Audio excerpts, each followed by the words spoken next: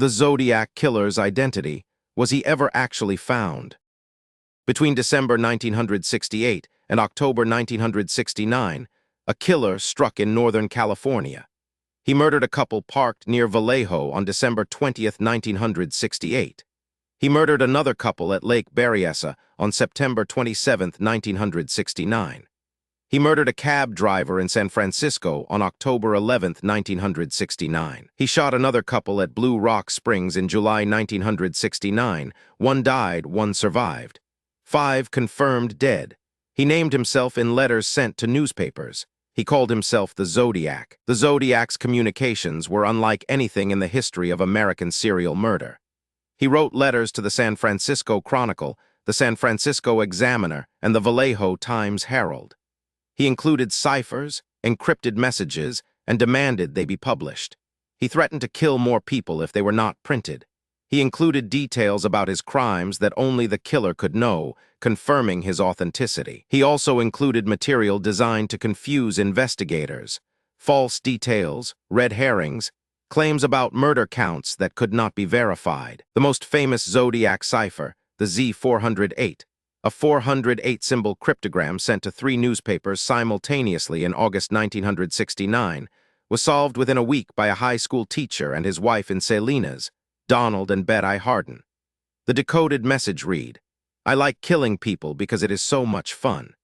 It is more fun than killing wild game in the forest because man is the most dangerous animal of all." The message contained misspellings and cryptographic errors, suggesting the Zodiac was not a trained cryptographer. The Z340, a second cipher sent in November 1969, was not solved until 2020 by a team of amateur and professional codebreakers. Zodiac's communications eventually stopped. His last confirmed letter was sent in 1974. By then, he had claimed responsibility for 37 murders, a figure investigators were never able to verify. The confirmed victim count remains at 5. Whether the Zodiac killed 37 people, continued killing under different patterns, or died, or was imprisoned for an unrelated crime is unknown. The case went cold. Investigators worked with limited technology in a pre-DNA era.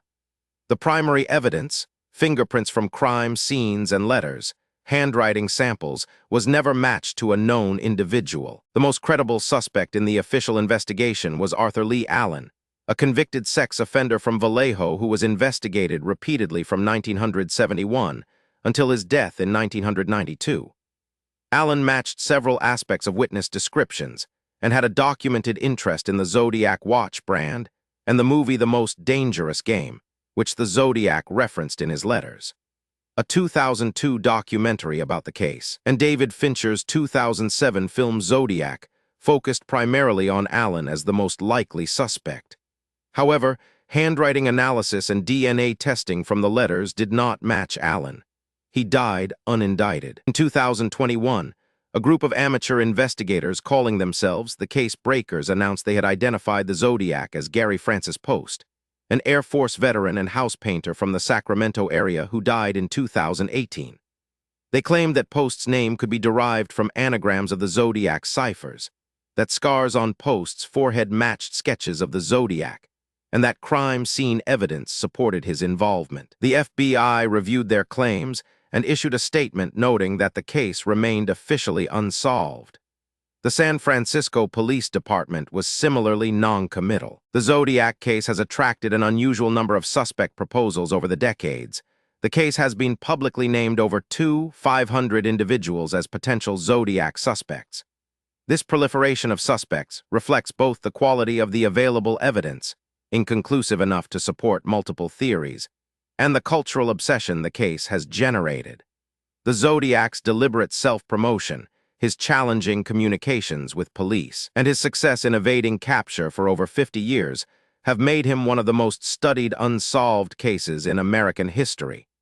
His influence on true crime culture is incalculable. The Zodiac case remains officially unsolved. The killer sent at least 21 letters. He encrypted his messages. He taunted police publicly and apparently escaped detection for the rest of his life.